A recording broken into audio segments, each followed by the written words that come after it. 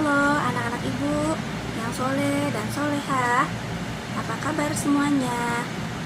Semoga semua dalam keadaan sehat ya. Nah, bertemu lagi dengan Ibu Doris hari ini dalam pembelajaran IPA. Masih semangat kan belajarnya? Ya, pada pertemuan sebelumnya kita sudah belajar bersama pada bab 4, yaitu tentang pengolahan teknologi sumber daya alam. Nah, pada pertemuan kali ini kita akan belajar bersama pada bab 5, yaitu tentang sifat-sifat cahaya. Tolong disimak baik-baik ya materinya. Dan sebelum kita mulai, kita baca basmalah terlebih dahulu. Bismillahirrahmanirrahim. Ya, anak-anak, cahaya sepertinya sudah menjadi suatu kebutuhan bagi manusia.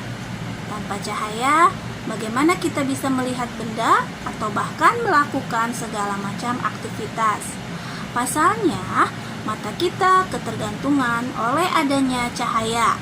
Apabila suatu benda terkena cahaya, maka kita bisa melihat.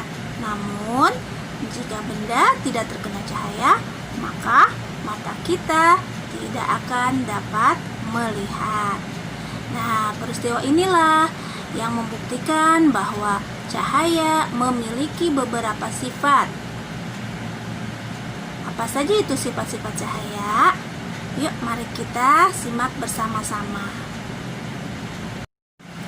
Nah, anak-anak, apa saja sih itu sifat-sifat cahaya?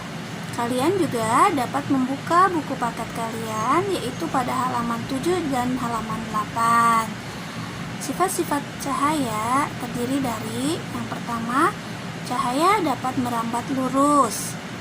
Yang kedua, cahaya dapat dipantulkan.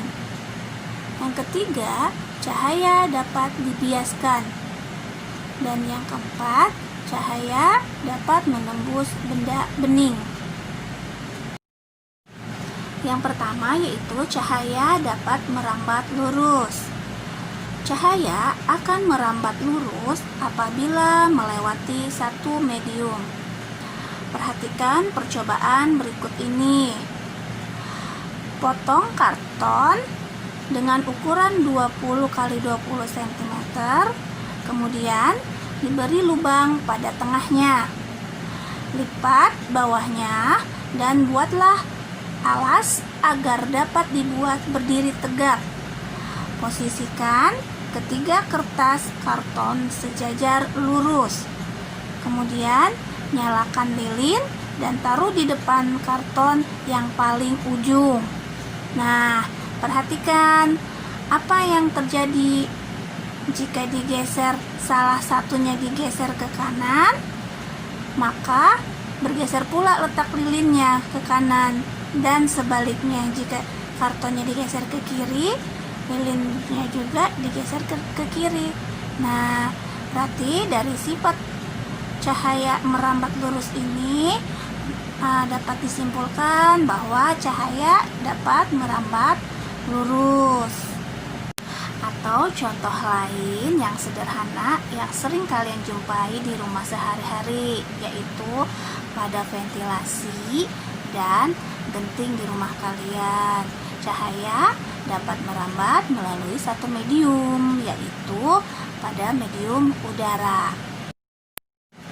Berikutnya, cahaya dapat dipantulkan. Pemantulan adalah terpencarnya kembali cahaya dari permukaan benda yang terkena cahaya. Nah, pemantulan cahaya dapat dibedakan menjadi dua, yaitu yang pertama, pemantulan teratur. Pemantulan yang berkas cahaya pantulnya sejajar terjadi apabila mengenai benda datar. Kemudian, pemantulan baur terjadi apabila mengenai permukaan yang tidak rata. Ya, perhatikan contoh percobaan berikut ini. Letakkan dua cermin secara berdiri tegak dan berhadapan.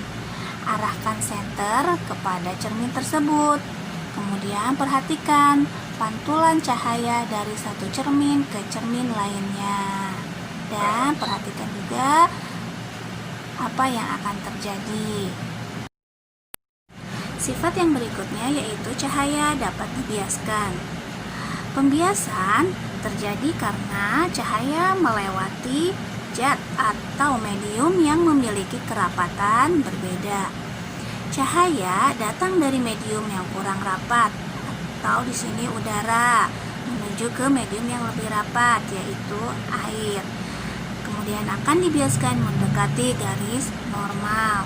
Contohnya pada percobaan berikut ini, yaitu pensil yang dimasukkan ke dalam gelas yang berisi air. Nah, ambil gelas kaca bening, kemudian diletakkan di meja. Isilah dengan air, kemudian letakkan pensil di dalamnya. Amati apa yang akan terjadi. Dan yang terjadi itu adalah pensil akan terlihat menjadi bengkok. Nah, ini adalah bukti adanya pembiasan. Sifat yang terakhir yaitu cahaya dapat menembus benda bening. Ya, di sini benda dapat dibedakan menjadi 3, yaitu benda bening atau transparan, benda gelap atau opaque, dan benda tembus cahaya atau translucent. Nah, benda bening atau transparan yaitu benda yang dapat ditembus cahaya. Contohnya kaca bening dan air jernih. Kemudian benda gelap atau opaque yaitu benda yang sama sekali tidak dapat ditembus oleh cahaya. Contohnya buku, tembok, dan kayu. Kemudian benda tembus cahaya atau translucent yaitu benda yang dapat meneruskan sebagian cahaya yang mengenainya. Contohnya pada kain gorden, kertas, dan beberapa plastik. Nah, perhatikan contoh percobaan berikut ini. Ambil plastik mika, usahakan agar dapat berdiri dengan penopang kayu atau sandarkan di tembok. Nah, kemudian arahkan cahaya senter pada plastik mika tersebut. Lalu amati yang terjadi. Nah, dalam percobaan ini cahaya akan menembus benda bening sehingga cahayanya akan ada di depan plastik mika tersebut. Nah, anak-anak, demikian pembelajaran kita hari ini. Semoga kalian dapat memahaminya ya.